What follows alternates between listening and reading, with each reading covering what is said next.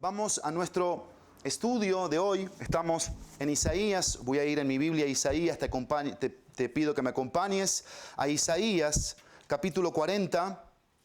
Isaías 40. Y quiero hoy llamar tu atención a la imaginación. No sé qué tan desarrollada tengas la imaginación, pero quiero llamar tu atención a eso. Tenemos que imaginarnos nosotros mismos cautivos, en prisión. No sé si alguna vez estuviste en prisión, ya sea física o emocional o espiritual, pero imaginémonos un poquito prisioneros, en prisión, cautivos, habiendo destruido todo aquello que teníamos, llámese casa, llámese posesiones, eso no existe más.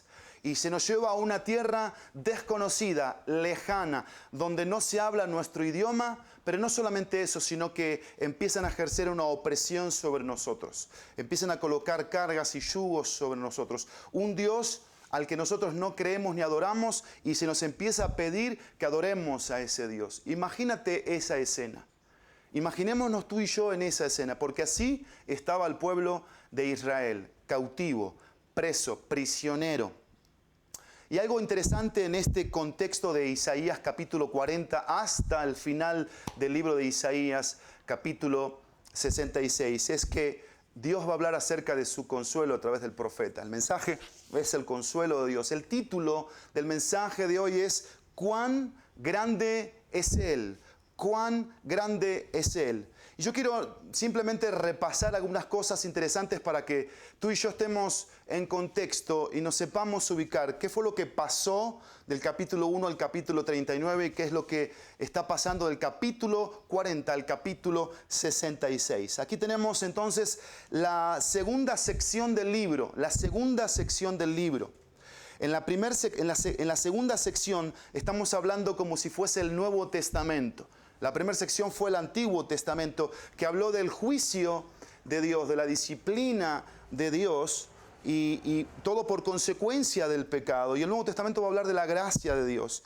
En el mensaje del Antiguo Testamento vimos que Dios defendería a Jerusalén y derrotaría a los invasores asirios. Eso vimos en el capítulo 1 al capítulo 39. Pero en los capítulos 40 al 66, el profeta se proyecta hacia mucho más adelante y ve a Babilonia destruyendo a Jerusalén y a los judíos entrando en cautiverio. Pero también, ¿qué es lo que vio el profeta? Vio a Dios perdonando a su pueblo, liberándolos de la cautividad y llevándolos de vuelta a Jerusalén para reconstruir el templo y restaurar la nación. Perdonar, restaurar, reconstruir la ciudad y el templo. Eso es lo que ve el profeta desde el capítulo 40 hasta el capítulo 66. El principal personaje mundial en los primeros 39 capítulos fue Sennacherib, el rey de Asiria. Pero en los capítulos 40 al 66, el líder mundial es Ciro, que es el rey de Persia. ¿Quién fue este rey? Fue el que derrotó a los babilonios en el año 541 y promulgó el decreto que permitió a los judíos regresar a su tierra para reconstruir la ciudad y el templo. Eso lo vamos a ver en Esdras capítulo 1, versículo 1 al versículo 4. En estos capítulos del 40 al 66 encontramos tres divisiones muy simples, muy sencillas, pero muy poderosas. La primera sección está del capítulo 40 al capítulo 48 y hacen énfasis en la grandeza de Dios el Padre en contraste a la vanidad de los ídolos paganos. La grandeza de Dios, nuestro Padre, en contraste a la vanidad de los ídolos paganos. Capítulos 49 al 57 se va a exaltar la gracia de Dios, el Hijo, el siervo sufriente. Se va a exaltar a Cristo a través de su gracia como el siervo sufriente. Y de los capítulos 58 a los capítulos 66 describen la gloria de Dios en el reino futuro. Y el énfasis se hace en la obra del Espíritu Santo, una obra que se hace por medio del Espíritu Santo, donde se pone la gloria del Padre en el reino futuro, los últimos capítulos de este libro de Isaías. Ustedes ven aquí una conexión de la Trinidad. Dios Padre, Dios Hijo, Dios Espíritu Santo. La grandeza, la gracia y su gloria. Pero en este segundo división del libro tenemos el corazón de esta sección. Y están en los capítulos 49 al 57, pero puntualmente, el corazón de esa sección es el capítulo 52, versículo 12, al capítulo 53, versículo 13. ¿Qué tenemos ahí? Tenemos a Cristo descrito como aquel que va a ser el que va a sustituir nuestra persona con su persona por cada uno de nuestros pecados. Y Él va a ser el que se entregue como aquel sacrificio expiatorio para la limpieza y el perdón de cada uno de nuestros pecados. ¿Saben cómo llamaban los rabinos a esta segunda sección de Isaías? Lo llamaban el libro del consuelo. Y estaban en lo correcto. ¿Por qué? Porque Isaías procuró consolar al remanente judío que estaba en Babilonia, después de sus duros años de cautiverio, y asegurarles que Dios estaba con ellos y los llevaría con seguridad de vuelta a su hogar. Una frase que tú debes tener en mente. Estaban presos y cautivos. Estaban lejos de su ciudad, de su tierra, y Dios los iba a llevar a su hogar. Aquí hay un cuadro similar a nosotros. Si bien hemos sido libertados del pecado, estamos en una tierra que no es nuestra, en un mundo que no es nuestro. Y esta frase, seremos llevados al hogar, debe ser nuestro estímulo diario, nuestra esperanza viva. Hay una palabra, quiero decir algo curioso. Yo tengo una mascota que muchos saben quién es, y es Chelsea. Y Chelsea tiene una particularidad con nosotros, principalmente con mi esposa y conmigo, que cada vez que decimos una palabra, ella esté dormida, esté allá, donde esté, ella la escucha y prende sus orejas y se para, se emociona, brinca y manifiesta algo extraordinario. Y la palabra es vamos. Es más, si ahora está en la sala de la casa y escucha la palabra vamos, yo estoy seguro que prendió sus orejitas, después mi esposa me dirá.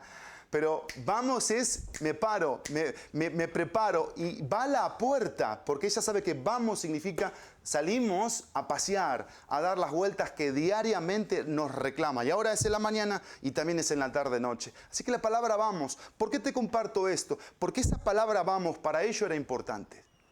Para ellos era importante. Vamos al hogar, vamos a retornar al lugar donde tenemos que estar. Y eso es esperanzador, eso es motivador. ¿Qué produce en ti esto? El hecho de que pronto estaremos con Cristo. Hoy puede ser ese día de encontrarnos con nuestro Salvador. ¿Estamos listos? ¿Estamos preparados? Eso es lo que estaba haciendo Isaías. Es interesante con cuánta frecuencia Dios les decía esto. No temas, no temas.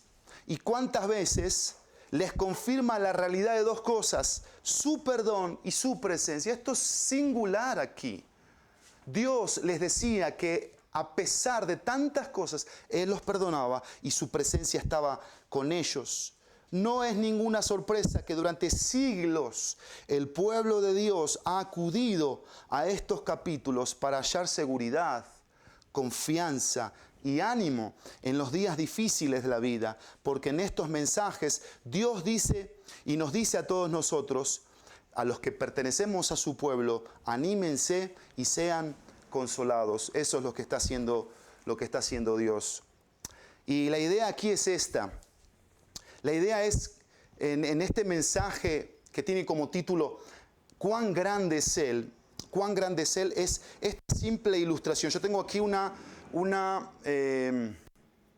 me olvidé, ¿qué tengo acá? ¿Qué tengo acá? Lupa. Una lupa. Una lupa o una lupita.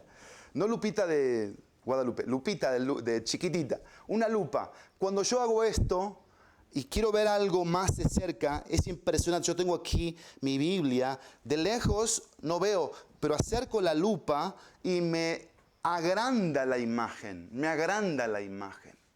Y esto es una de las ideas que quiero que entendamos hoy acerca de lo grande que es Dios. Dijo el pastor Escasero, pastor allí en Estados Unidos, en Nueva York, en su libro acerca de la madurez espiritual y de la inteligencia emocional madura, habló de 3 dones de integración. Él habló del don de ir más despacio, hablando del silencio, del tiempo en soledad, de la atención, de la reflexión, el tiempo con Dios, tiempo para contemplarle. Pero el segundo don es el don de anclarnos en el amor de Dios. ¿Y de qué habla esto? Esto habla de sanar nuestra imagen de Dios. Restaura la imagen que tenemos de nosotros mismos. Nos volvemos parecidos al Dios que imaginamos. Por eso les dije al principio de la imaginación. ¿Cuál es tu imaginación de Dios? ¿Cómo tú lo imaginas a Dios? ¿Te lo imaginas chiquitito? ¿Te lo imaginas grande?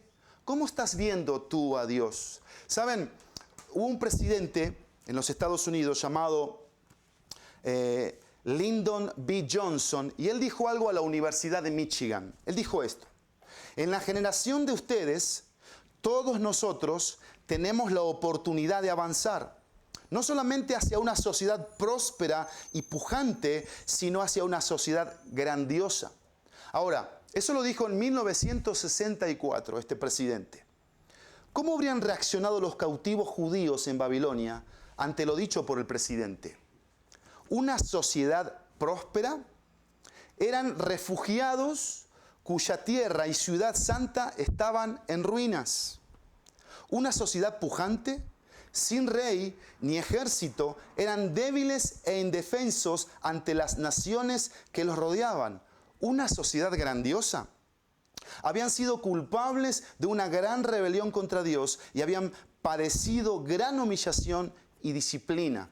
Pero lo interesante de todo esto es que ellos tenían por delante un gran desafío, pero les faltaban grandes recursos. Y aquí es donde viene el profeta. Aquí es donde viene la palabra, donde viene el mensaje, donde viene la palabra pastoral, la palabra predicada para cada uno de nosotros que creemos y abrazamos. Porque ¿qué les dijo el profeta? El profeta les dijo esto y nos dice esto: dejen de mirarse a sí mismos y vean por fe el gran Dios que los ama y promete hacer grandes cosas por ustedes. Dejen de mirarse a sí mismos. Y Él les dice: no temas. Ved aquí al Dios vuestro. Eso está en Isaías 40, versículo 9. No temas. Ved aquí al Dios vuestro. Alguien dijo: mira a los demás para preocuparte. Mírate a ti mismo para deprimirte. Mira a Dios para ser bendecido. Y aquí la idea es la siguiente. Cuando el panorama horizontal es desolador, es desesperante, nos deprime, nos cansa, necesitamos hacer algo. Y esto es clave en el mensaje de hoy. Necesitamos contemplar el vertical. Porque a veces nuestra mirada es así, simplemente así. Pero dejamos de ver hacia arriba. Y cuando dejamos de ver hacia arriba, todo lo que está acá abajo es totalmente abrumador, desesperante, angustiante. Llámese matrimonio, llámese hijos, llámese trabajo, llámese pandemia, llámese economía, llámese salud. Cuando dejamos de ver hacia arriba verticalmente, nuestro panorama horizontal es desolador. Por eso el profeta dijo esto: levantad en alto vuestros ojos y mirad quién creó estas cosas. Y hablando de las estrellas, y algo interesante de la creación y las estrellas, ¿qué dice la Biblia? Que a todas las llama por sus nombres. ¿Por qué dice esto la Biblia? Porque las conoce, porque las creó. ¿Y Dios te conoce a ti? Claro que te conoce. ¿Sabes por qué te conoce? Porque te creó. Te llama por tu nombre, con nombre y apellido. Pero no solamente te conoce porque te creó, sino que te conoce porque te compró. Él te hizo suyo a través del sacrificio de Cristo. Y el texto dice: tal es la grandeza de su fuerza y el poder de su dominio. 40:26. Miren aquí el brazo. Un brazo de Dios, Este es un brazo flaco, débil, que llega y tiene un límite. No llego hasta aquí nada más. El brazo de Dios se extiende de una manera extraordinaria a nuestra realidad, a nuestra vida. Y por eso Dios es grande y no se puede comparar con nada ni con nadie. Ahora, cuando a semejanza del Israel antiguo, nosotros tengamos por delante una tarea difícil para hoy y otra imposible para mañana, yo tengo un mensaje para ti y para mí. Hagamos lo que hicieron estos judíos, lo que necesitaban hacer estos judíos. ¿Y qué fue? Acordémonos de la grandeza de Dios. Hoy es el día para que tú y yo nos acordemos de la grandeza de Dios. En estos 8 capítulos, el profeta describe la grandeza de Dios en 3 diferentes áreas de la vida. La primera, Dios es más grande que nuestras circunstancias. Capítulo 40 al versículo 31. 2. Dios es más grande que nuestros temores. Capítulo 41, versículo 1 al 44, versículo 28. Y 3. Dios es más grande que nuestros enemigos. Primero, Dios es más grande que nuestras circunstancias. Circunstancias. Alguien ha definido la palabra circunstancias como las cosas feas que nosotros vemos cuando apartamos nuestra mirada de Dios. Las cosas feas que nosotros vemos cuando apartamos nuestra mirada de Dios. Ahora, mi pregunta es esta, con esta lupa: ¿cómo yo estoy viendo a Dios? ¿Cómo yo estoy viendo a Dios? Miren, hay 2 formas de ver a Dios. Yo lo puedo ver a Dios a través del filtro de las circunstancias. ¿Y sabes cómo lo voy a ver a Dios? Distante. Lo voy a ver a Dios distraído. Lo voy a ver a Dios ocupado. A mí me pasa a veces eso. Personas no me buscan porque piensan, no, el pastor está ocupado. ¿Para qué le voy a ir con mi problema? Pero espéreme tantito. Eso es un pensamiento que tú tienes de Dios y de mí quizás, pero no es así. Dios nunca está ocupado y yo tampoco, para no poder atender una necesidad espiritual, un consejo que necesites a tiempo, una advertencia. Este es un tiempo en donde la crisis de la pandemia llamada COVID-19 ha traído eso a muchos. Distanciamiento, enfriamiento. Muchos están perdiendo el propósito de Dios para sus vidas porque están viendo esta circunstancia a través del filtro, a través de la lupa de la circunstancia. Y así lo vemos a Dios distante, alejado. Pero si nosotros vemos a Dios, la circunstancia se va a ver diferente. Lo vamos a ver a Dios cercano, presente. Lo vamos a ver a Dios acercarse a nosotros con los tintes, con los brotes del fruto de lo que Dios es. Dios es detallista, Dios es puntual, Dios siempre está presente. Y miren, en las circunstancias, aquí en el capítulo 40 tenemos 3 circunstancias. 3 circunstancias. La primera, la circunstancia detrás.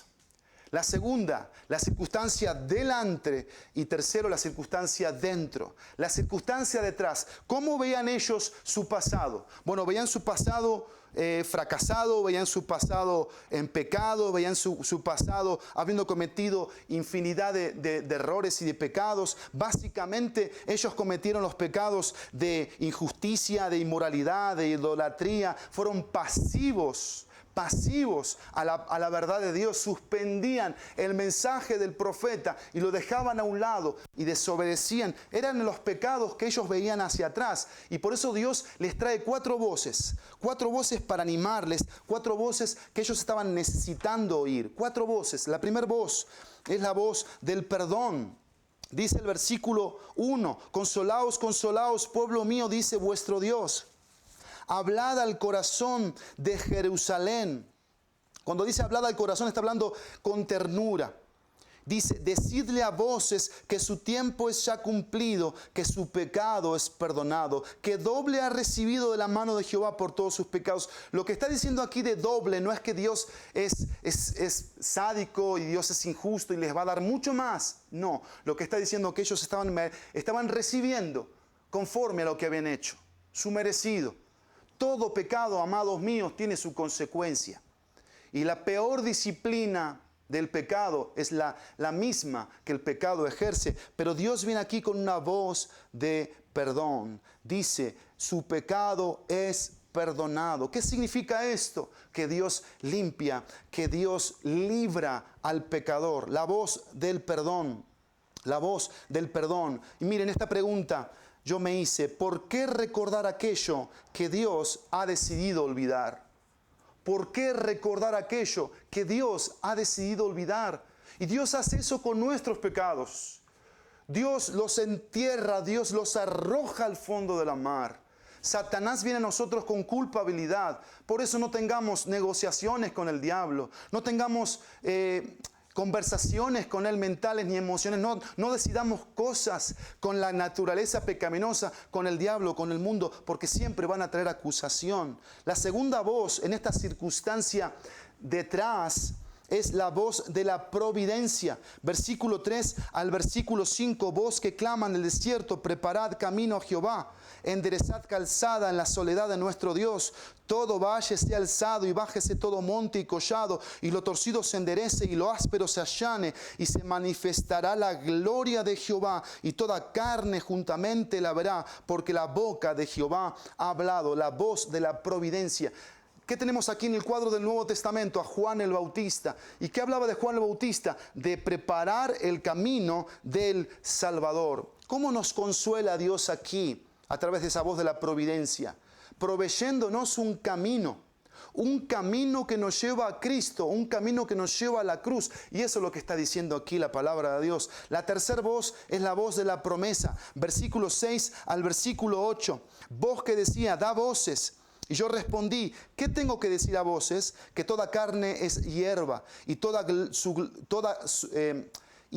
su gloria como flor del campo. La hierba se seca y la flor se marchita, porque el viento de Jehová sopló sobre ella. Ciertamente como hierba es el pueblo. Sécase la hierba, marchítase la flor, mas la palabra del Dios nuestro permanece para siempre. Lo que está diciendo es que todas esas naciones, aquí, en esta voz de la promesa, que venían con amenazas, no eran más que flores que se marchitaban, que aparecían. Podían ser con fuerza, con vigor, pero se marchitaban en comparación con el poder y la palabra de Dios que permanece para siempre. Dios me consuela con una palabra que permanece. ¿Cuál es la palabra que hoy está permaneciendo en la circunstancia al ver nuestro pasado? La cuarta voz. Voz del perdón, voz de la providencia, voz de la promesa, voz de la paz. Dicen los versículos 9 al 11: súbete sobre un monte alto, anunciadora de Sión. Levanta fuertemente tu voz, anunciadora de Jerusalén, levántala. No temas, di a las ciudades de Judá: ved aquí al Dios vuestro. He aquí que Jehová el Señor vendrá con poder, y su brazo señoreará. He aquí que su recompensa viene con él, y su paga delante de su rostro.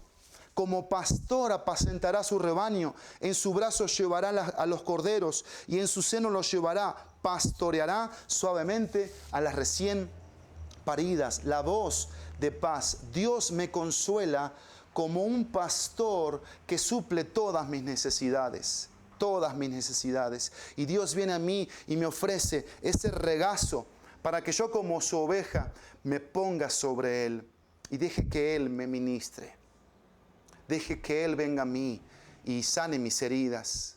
Porque eso es lo que pasa cuando estamos en la circunstancia detrás de nosotros. Pero acuérdense que eran tres circunstancias. La circunstancia detrás, la circunstancia delante de nosotros. Y aquí tenemos un camino que es un camino largo y dificultoso, porque ellos iban a salir del cautiverio rumbo a Jerusalén. Era un camino largo, pero no solamente largo, sino dificultoso. ¿Y qué vemos aquí en esta circunstancia delante de nosotros? Dios, ¿a qué le llama desde el versículo 12 al versículo 26? A esto le llama. Dice: ¿quién midió las aguas con el hueco de su mano y los cielos con su palmo? Con 3 dedos juntó el polvo de la tierra y pesó los montes con balanza y con pesa los collados. ¿Quién enseñó al Espíritu de Jehová o le aconsejó enseñándole? ¿A quién pidió consejo para ser avisado? ¿Quién le enseñó el camino del juicio o le enseñó ciencia o le mostró la senda de la prudencia? He aquí que las naciones le son como la gota de agua que cae del cubo, y como menudo polvo en las balanzas le son estimadas. He aquí que hace desaparecer las islas como polvo, Ni el Líbano bastará para el fuego, ni todos sus animales para el sacrificio. Como nada son todas las naciones delante de él, y en comparación serán estimadas en menos que nada y que lo que no es. Versículo 18. Dice Jehová: ¿a qué pues me haréis semejante? ¿A qué pues, haréis semejante a Dios? ¿O qué imagen le compondréis? El artífice prepara la imagen de talla, el platero le extiende el oro y le funde cadenas de plata. El pobre escoge para ofrecerle madera que no se apolille, se busca un maestro sabio que le haga una imagen en talla que no se mueva. ¿No sabéis? ¿No habéis oído? ¿Nunca os lo han dicho desde el principio? ¿No habéis sido enseñados desde que la tierra se fundó?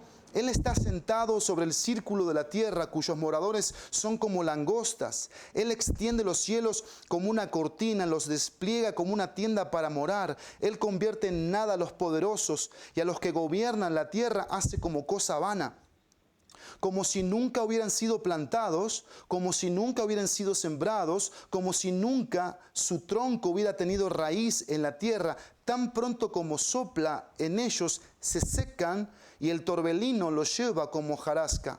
Versículo 25. ¿A qué pues me haréis semejante o me compararéis? Dice el Santo. Levantad en alto vuestros ojos y mirad quién creó estas cosas. Él saca y cuenta a su ejército, a toda llama por sus nombres, hablando de las estrellas. Ninguna faltará.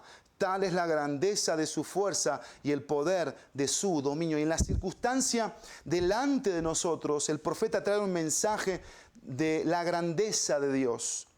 Cuando contemplo la grandeza de Dios, entonces veré todo lo demás en la perspectiva correcta. La creación es evidencia de su sabiduría, de su poder y de su inmensidad. Y yo me pregunto, ¿habrá algo que sea más grande que Dios? Yo quiero decirte en esta mañana que Dios es más grande que cualquier cosa creada. No hay algo que iguale la grandeza de Dios.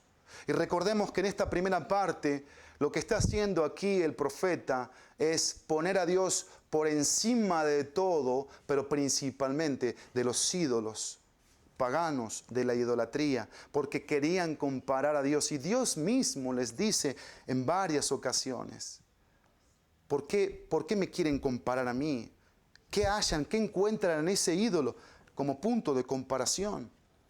Y de esa circunstancia que tiene que ver con el camino dificultuoso, ponemos a Dios con la perspectiva correcta, y nuestro caminar de ser difícil se hace fácil.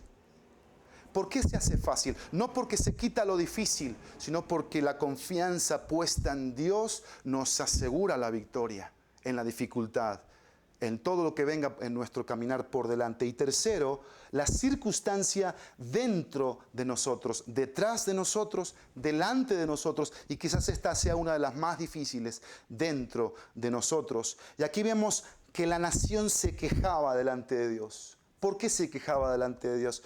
Porque Dios decía: Dios no sabe, Dios no se interesa, Dios se olvidó de nosotros. Y por eso dice la palabra de Dios en el versículo 27, ¿por qué dices, oh Jacob, y hablas tú, Israel, mi camino está desconocido de Jehová, y de mi Dios pasó mi juicio? ¿No has sabido, no has oído que el Dios eterno es Jehová, el cual creó los confines de la tierra? No desfallece, ni se cansa con cansancio, y su entendimiento no hay quien lo alcance. Él da esfuerzo al cansado y multiplica las fuerzas al que no tiene ningunas. Los muchachos se fatigan y se cansan, los jóvenes flaquean y caen, pero los que esperan a Jehová tendrán nuevas fuerzas, levantarán alas como las águilas, correrán y no se cansarán, caminarán y no se fatigarán. Recuerden que un problema que tenía el pueblo de Israel era la desobediencia. Y el punto es el siguiente aquí: no podemos confiar en nuestras propias fuerzas. Eso es lo que está diciendo el profeta aquí.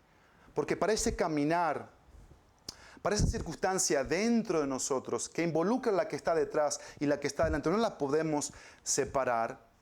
Tenemos que entender que necesitamos obedecer bajo las fuerzas de Dios. Nunca podemos obedecer a Dios en nuestras propias fuerzas, pero siempre podemos confiar en Él para proveernos la fortaleza que necesitamos. Si yo necesito fuerzas, ¿qué debo hacer? Confiar en Él. ¿Y qué dice la palabra de Dios? Como un testimonio. Todo lo puedo en Cristo, que me da fuerzas, que me fortalece. Y aquí hay algo interesante, cuando dice la palabra de Dios, pero los que esperan, no habla ahí de sentarse y quedarse de brazos cruzados. No, ahí está hablando de una esperanza. Ahí está hablando de una esperanza que nos hace meditar en el carácter de Dios. Nos hace meditar en todo lo que Dios ha hecho. Dios abrió un mar. Dios hizo que del cielo cayera un maná para que alimentase al pueblo. Dios acompañó a su pueblo a través de una nube. Habían ejércitos. Los egipcios, cuando venían a atacar al pueblo de Israel, ¿qué hizo Dios? Dios los derrotó en el Mar Rojo. Y eso es lo que debemos meditar nosotros dentro. Porque eso es lo que hace la meditación. Nos hace pensar internamente en Dios y en lo que Él es. Y acá algo interesante en cuando dice el versículo 31, pero los que esperan a Jehová tendrán nuevas fuerzas. ¿Sabes lo que está hablando aquí? De un intercambio. Y el intercambio es el siguiente: yo dejo la ropa vieja y la cambio por ropa nueva. Dejo este caminar que me cansa, esta conducta que muchas veces es un lastre para mí, que me pesa y no me hace correr la carrera con paciencia, y voy a Dios en mi circunstancia y su grandeza, y la perspectiva que tengo de Él me hace intercambiar lo viejo por lo nuevo. Y aquí la idea es la siguiente, cambio mi debilidad por su poder. Y Pablo lo decía también. ¿Qué dijo Pablo? Dice Pablo que entonces cuando soy débil, estoy fuerte, porque su poder se perfecciona en mi debilidad. Y yo no sé tú, pero yo me siento débil muchas veces. Débil en mi fe, débil en mi confianza, débil en mi dependencia, débil en mi visión acerca de Dios. Pero me acerco a Dios y contemplo su grandeza a través de los ojos de lo que es Dios, su palabra y lo que Él trae a mi vida. Segundo, Dios es más grande que nuestros temores. Dios es más grande que nuestras circunstancias. Dios es más grande que nuestros temores. Hay 3 preguntas que yo me hice aquí. La primera, ¿por qué tengo temores, miedos? La segunda, ¿qué me dice Dios? Y la tercera, ¿qué producen en mí? ¿Por qué tengo temores? Vamos al capítulo 42, versículo 18 al versículo 25. Capítulo 42, versículo 18 al versículo 25. Dice así la palabra de Dios: sordos, oíd, y vosotros ciegos, mirad para ver. ¿Quién es ciego sino mi siervo? ¿Quién es sordo como mi mensajero que envié? ¿Quién es ciego como mi escogido y ciego como el siervo de Jehová? Que ve muchas cosas y no advierte, que abre los oídos y no oye. Jehová se complació por amor de su justicia en magnificar la ley y engrandecerla. Mas este pueblo, saqueado y pisoteado, todos ellos atrapados en cavernas y escondidos en cárceles, son puestos para despojo, y no hay quien libre, despojados, y no hay quien diga restituid. Versículo 23. ¿Quién de vosotros oirá esto? ¿Quién entenderá y escuchará respecto al porvenir?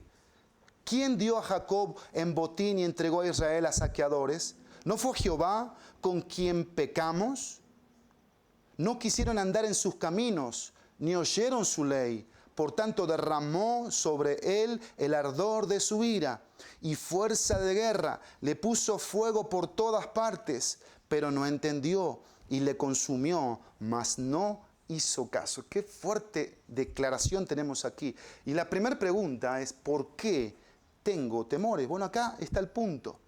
Ciegos a sus propios pecados y sordos a la voz de Dios. Ciegos a sus propios pecados y sordos a la voz de Dios. Es muy triste cuando Dios nos disciplina y nosotros no entendemos lo que Él está haciendo, ni le hacemos caso. Y lo vimos en el versículo 25. El cautiverio de Israel en Babilonia curó a la nación de su idolatría, pero no creó en su interior el deseo de agradar a Dios y glorificarle.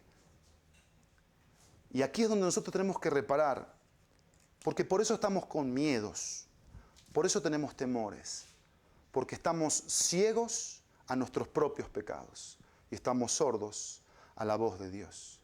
Dios ha traído disciplina a nuestra vida muchas veces. ¿Qué han creado esas disciplinas? ¿Cómo está hoy nuestro corazón? ¿A qué cosas hoy le tememos? ¿Qué cosas hoy nos producen miedo? Pero ¿qué les dijo Dios? En 7 ocasiones Dios les dijo esto. Capítulo 41, versículo 10. Fíjense, 41:10. No temas, porque yo estoy contigo. No desmayes, porque yo soy tu Dios que te esfuerzo. Siempre te ayudaré, siempre te sustentaré con la diestra de mi justicia. Versículo 13. Porque yo, Jehová, soy tu Dios, quien te sostiene de tu mano derecha y te dice, no temas, yo te ayudo. Versículo 14. No temas, gusano de Jacob, oh vosotros los pocos de Israel. Yo soy tu socorro, dice Jehová, el Santo de Israel es tu Redentor. Capítulo 43, versículo 1, 43:1. Ahora sí, dice Jehová, creador tuyo, oh Jacob, y formador tuyo, oh Israel, no temas, porque yo te redimí, te puse nombre, mío eres tú. Versículo 5 del capítulo 43, no temas, porque yo estoy contigo, del oriente traeré tu generación, y del occidente te recogeré. Capítulo 44, versículo 2. 44:2. Así dice Jehová, hacedor tuyo, y el que te formó desde el vientre, el cual te ayudará. No temas, siervo mío Jacob, y tú, Jesurún, no temas, a quien yo escogí. Versículo 8. No temáis, ni os amedrentéis. ¿No te lo hice oír desde la antigüedad y te lo dije? Luego vosotros sois mis testigos. No hay Dios sino yo. No hay fuerte, no conozco ninguno. 7 ocasiones Dios les dice, en medio de los temores causados, infundidos. ¿Por qué? Por ser ciegos a nuestros propios pecados y ser sordos a la voz de Dios. Por no aprender, pero Dios nos dice, Dios viene a nosotros con un no temas. ¿No te impacta esto de Dios? ¿No te impacta? Yo quiero que tú conmigo pienses, si has creído en Cristo, si eres salvo por la gracia de Dios, si eres creyente, si andas en temor de Dios, si buscas hacer su voluntad como lo más relevante e importante en tu vida, ¿qué cosas hoy te producen miedo? Pueden existir miedos, por supuesto que sí, pero ¿qué estás tú escuchando en medio de esos miedos? ¿Qué voces estás escuchando? ¿Saben que la peor voz que podemos escuchar es la nuestra? Porque nuestra voz viene enraizada a una naturaleza pecaminosa y trae engaño, trae esclavitud. Por eso a veces somos tan esclavos a nuestros propios pensamientos. Pero Dios viene aquí de una manera asombrosa. Y Dios dice esto, yo te formé. Dios dice esto, yo te escogí. Pero también dice esto, Dios dice que me redimió. Y la palabra redentor o redimir es la de un pariente que viene y se hace cargo de todas las deudas y las salda y las paga. Y eso fue lo que hizo Dios con nosotros. Vino a nuestra triste humanidad, nuestra triste vida, en la persona de Cristo y dijo, consumado es. Telestai, te pago la deuda completa. Ya no tienes nada más que hacer, más que creer en mí, más que confiar en mí, más que depender de mí, más que alimentarte de lo que yo soy, nutrirte con las palabras que vengo a traerte. A veces pasa esto, tenemos tantas voces que escuchamos a nuestro alrededor que la que menos predomina es la voz de Dios. ¿Por qué? Porque Dios lo dice aquí, Dios lo dijo aquí, porque ustedes se acercan a mí de la boca para afuera, pero su corazón está lejos de mí. ¿Y saben lo que nos aleja de Dios? No es Dios. Lo que nos aleja de Dios no es Dios, porque Dios siempre ha querido tener una relación con el hombre. Dios siempre ha querido venir al hombre para acercarse a Él. Lo que nos aleja de Dios son nuestras decisiones. Lo que nos aleja de Dios son nuestros pecados. Lo que nos aleja de Dios son nuestras preferencias. Son aquellas cosas que más amamos y dejamos de amar lo que más tenemos que amar. Y alguien dijo que Dios vino a nuestra vida para odiar lo que antes amaba y para amar lo que antes aborrecía. Y eso es lo que hace la regeneración, el Evangelio en nosotros. Nos hace amar a Dios sobre todas las cosas. Amarlo con la mente, con el corazón, con el alma, con las fuerzas. Amarlo con el tiempo, amarlo con los talentos, amarlo con los dones, amarlo con las finanzas, amarlo con la familia, amarlo con todo. Y cuando yo lo amo así a Dios, Dios viene a mi vida de millones de maneras para ministrarme en mi necesidad. Quizás hoy estás con temores que te tienen triste, que te tienen deprimido, que te tienen con los ojos puestos en la circunstancia, en el hombre, en el gobierno, en la plata. Quita tus ojos de ahí, por favor, en esta mañana y alza tu mirada y ve que hay un Dios que es más grande que los temores, que es más grande que las circunstancias. Y eso es lo que produce esto en nosotros: paz, confianza, seguridad, porque la fe viene por el oír y el oír de la palabra de Dios. Pero en tercer y último lugar, para terminar, Dios es más grande que nuestros enemigos. Dios es más grande que nuestros enemigos. Y aquí hay una referencia que se repite varias veces. Capítulo 45, versículos 5 y 6. 45, 5 y 6 dice así: Yo soy Jehová y ninguno hay más. No hay Dios fuera de mí. Yo te ceñiré, aunque tú no me conociste. Versículo 6. Para que se sepa desde el nacimiento del sol y hasta donde se pone que no hay más que yo Jehová, y ninguno más que yo. Otro versículo, versículo 14. Versículo 14 dice así: Así dice Jehová: el trabajo de Egipto, las mercaderías de Etiopía y los sabeos, hombres de elevada estatura, se pasarán a ti y serán tuyos, irán en pos de ti, pasarán con grillos, te harán reverencia y te suplicarán diciendo: ciertamente en ti está Dios y no hay otro fuera de Dios. Versículo 18. Porque así dijo Jehová, que creó los cielos. Él es Dios, el que formó la tierra, el que la hizo y la compuso. No la creó en vano para que fuese habitada, la creó. Yo soy Jehová y no hay otro. Versículo 21. Dice la palabra: proclamad y hacedlos acercarse y entren todos en consulta. ¿Quién hizo oír esto desde el principio y lo tiene dicho desde entonces, sino yo, Jehová? Y no hay más Dios que yo, Dios justo y salvador, ningún otro fuera de mí. Versículo 22. Mirad a mí y sed salvos todos los términos de la tierra, porque yo soy Dios y no hay más. Capítulo 46, versículo 9. Acordaos de las cosas pasadas desde los tiempos antiguos, porque yo soy Dios y no hay otro Dios, y no hay semejante a mí. Dios viene a nosotros para decirnos que es más grande que nuestros enemigos. ¿Cuáles eran los enemigos de Israel? Los babilonios, los asirios. Pero miren, yo te voy a decir algunos ídolos, algunos enemigos conocidos que estaban por detrás, sin verse, pero ahí estaban. Y están hoy acá, presentes. Los más conocidos, ¿quiénes son? El mundo, la carne y Satanás. Enemigos del creyente. Y la palabra dice esto, te lo voy a responder así, en corto. El mundo, 1 Juan 2, 15 al 17, no amarlo, no amoldarme a él. Estoy para alcanzar al mundo. ¿Con qué? Con el Evangelio de Jesucristo. El enemigo que es el mundo, no debo amarlo, no debo amoldarme a él. Segundo, la carne. Gálatas 5:24, matarla, morir, separación, crucificar mi carne. La carne es un enemigo mío. ¿Por qué? Porque la carne me hace andar en las obras de la carne.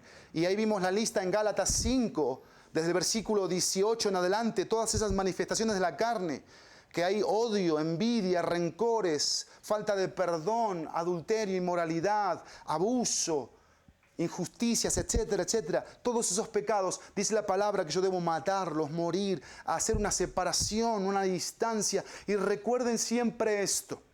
Recuerden siempre esto. ¿Qué dice la palabra de Dios en el libro de Proverbios? El que encubre sus pecados no prosperará. Encubrir, disfrazar, ponerles una capa, justificarnos del pecado. Lo que pasa es que yo, excusas, lo disfrazo. Dice ahí que el que los encubre no prosperará. Y el no prosperar es no contar con la bendición de Dios. Yo cuento con la bendición de Dios cuando reconozco mis pecados delante de Dios y los confieso. Porque miren este cuadro. Este es el cuadro de la confesión. Yo me alejo de mis pecados y yo voy en dirección a Dios. Eso es arrepentimiento. Eso es una verdadera confesión. Eso lo dice 1 Juan capítulo 1. ¿Qué dice Juan 1? Que si decimos que no cometemos pecado, le hacemos al mentiroso y su palabra no está en nosotros. Pero si confesamos nuestros pecados, y confesar ahí es esta palabra, es decirle a Dios lo que Dios dice de los pecados. ¿Qué dice Dios de los pecados? Los aborrece, los detesta. Dios no tiene comunión con el pecado, mas sí con el pecador arrepentido. Y dice el versículo, si confesamos nuestros pecados, 1:9 de 1 de Juan, Él es fiel y justo para perdonar nuestros pecados y limpiarnos de toda maldad. Y me impacta el capítulo 2, versículo 1. Hijitos, si alguno de ustedes hubiere cometido pecado, abogado tenemos para con el Padre, a Jesucristo el justo. Y Él es la propiciación de nuestros pecados. Y no solamente por los nuestros, que si yo soy un buen matemático son muchos, sino también por los de todo el mundo. Miren ahí la justicia de Dios. ¿Por qué pecamos nosotros? Porque dejamos de amar la justicia. Dejamos de amar la justicia de Dios. Y empezamos a amar la justicia de este mundo. Por eso pecamos. Y hay diferentes tipos de pecados. Pueden ser pecados de inmoralidad, pueden ser pecados de estafa, pueden ser pecados de desobediencia. Pero miren, uno de los peores pecados es el pecado de la desobediencia a la voz de Dios, de la incredulidad, de la dureza del corazón. Y miren, la palabra de Dios dice esto en Santiago 4:17, que el que sabe hacer lo bueno y no lo hace, le es pecado. Hacer lo bueno para mí es hacer la voluntad de Dios, porque Dios es bueno. Y porque Dios vino a mi vida, no para que sea una cosa más, sino para que lo sea todo. Y el todo tiene que ver con su voluntad. Yo me pregunto y yo te pregunto, ¿tú estás haciendo lo bueno? ¿Estás haciendo la voluntad de Dios? ¿Tú crees que la dirección de la voluntad de Dios te va a llevar a ti a que pongas tus ojos en el reino terrenal? Estás equivocado. La voluntad de Dios nunca me va a llevar en dirección al reino terrenal, sino al reino celestial. Por eso la palabra dice en Hebreos 11, hablando de los héroes de la fe, que ellos miraban y saludaban la ciudad celestial, porque se sentían como extranjeros y peregrinos. Nosotros estamos haciendo planes muy terrenales, muy carnales, muy mundanos. Y nuestros planes semanales tienen que ver con nuestra agenda de tiempo, de hacer cosas para este mundo. Pero yo no sé tu agenda pasada, si le tomas una foto y me la mandas, y si pusiste ahí visitar, aunque sea virtualmente, orar tal vez tantas veces al día, por mí, por mi familia, por el país, por mi iglesia, y hacer algo en función de eso. Yo no sé si en tu agenda está, tengo el don de esto. Bueno, ¿qué voy a hacer con mi don? Voy a usarlo para esto. En mi agenda de la semana. No sé si usas agenda o no, pero tu tiempo, ¿en qué lo usas? Y miren, ese es el enemigo de la carne, pero el tercero, el enemigo es Satanás. Someterse a Dios, dice la palabra en Santiago 4:7, sujetarse fuertemente a Él y Él huirá. Pero hay una palabra que no puedo brincarme y es resistir. La palabra dice resistir al diablo. Ahora, yo no resisto al diablo peleándome con el diablo. Ojo. Yo no estoy satanizando cosas y le digo al demonio de la comida, y tú, demonio de la comida, sal de mí. O no. Eso es un error teológico y doctrinal. Dios no me llama a mí a ni satanizar las cosas, ni a pelearme con los demonios, ni con las huestes espirituales, ni con el mismo Satanás. Dios lo que me llama a mí es a resistir. Pero no resisto cara a cara con el diablo, no. Yo resisto con la palabra. Y tengo grandes ilustraciones. La más importante para mí es la de Cristo. Cristo resistió la tentación en el desierto con la palabra de Dios. La palabra de Dios fue su escudo de la fe con el que resistió los ataques, los dardos de fuego del enemigo que vienen constantemente hacia mi vida. Esos son los enemigos conocidos, el mundo, la carne y Satanás. Pero hay dos enemigos con los que quiero terminar este mensaje, que son enemigos desconocidos, quién sabe, pero respetables. Qué interesante. Primer enemigo, el tiempo. Y segundo enemigo, la comodidad. El tiempo. ¿Qué dice la palabra de Dios en Efesios capítulo 5, versículo 15 al versículo 17? ¿Qué dice la palabra de Dios? Que debemos andar como sabios y no como necios, aprovechando bien el tiempo porque los días son malos. Por tanto, no seáis insensatos, sino entendidos de cuál es la voluntad del Señor. Eso dice Efesios 5, del versículo 15 al versículo 17. Y el Salmo 90, versículo 12 dice, enséñanos de tal modo a contar nuestros días que traigamos al corazón sabiduría. El enemigo del tiempo tiene algunas particularidades. Primero, el mal uso del tiempo. El mal uso del tiempo. ¿Y qué dice la Biblia? Que yo no debo andar como necio. Yo mal uso el tiempo, pierdo el tiempo siendo un necio. Pero lo segundo es el menosprecio al tiempo. El tiempo es un regalo de Dios, es una gracia, es una dádiva que Dios me da, que no me pertenece. Viene del reloj de Dios a mi vida, a mi bolsillo, a mi vida personal, a todo lo que funciona. Y por eso dice la Biblia que los días son malos. Y si yo no veo los días como malos, estoy menospreciando el tiempo, porque al ver el día como malo, yo tengo que buscar herramientas para protegerme y estar en victoria en ese día malo. Pero lo tercero es la manera de aprovechar el tiempo. El mal uso del tiempo, no andar como necio. El menosprecio al tiempo, los días son malos. La manera de aprovechar el tiempo dice sabiendo y haciendo la voluntad de Dios. Y ahí entra el Salmo 12. Enséñame de tal modo a contar mis días, que yo traiga al corazón sabiduría, que yo te tema a ti, Dios, para aprovechar el tiempo, para aprovecharlo, para tener comunión contigo, para conocerte, para caminar ese día de trabajo, de estudios, de lo que yo vaya a hacer en la dependencia de ti y con el enfoque correcto de por qué estoy donde estoy y para qué estoy ahí. Pero en cuarto y último lugar, en relación al tiempo, la mirada de fe al tiempo. Y ahí lo tenemos en Isaías capítulo 46. Miren qué maravilloso.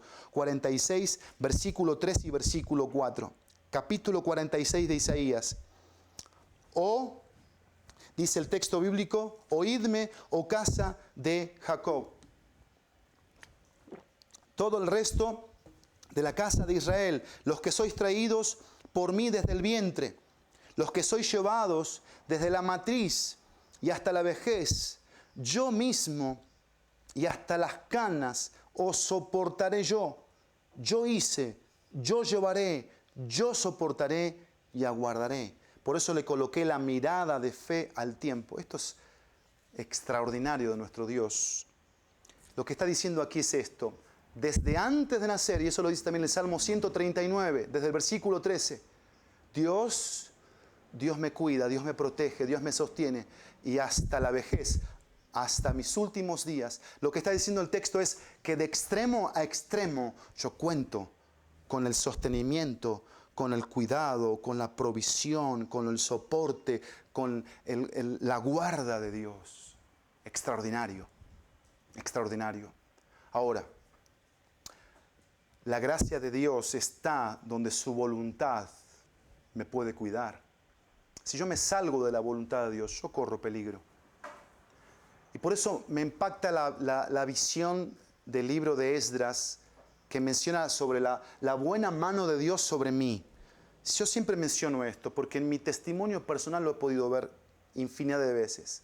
La buena mano de Dios sobre mí, que viene para eso, para estar presente y para que yo esté protegido, tenga su provisión, tenga su paz, tenga su dirección, su guía, no me falte la sabiduría, la fortaleza.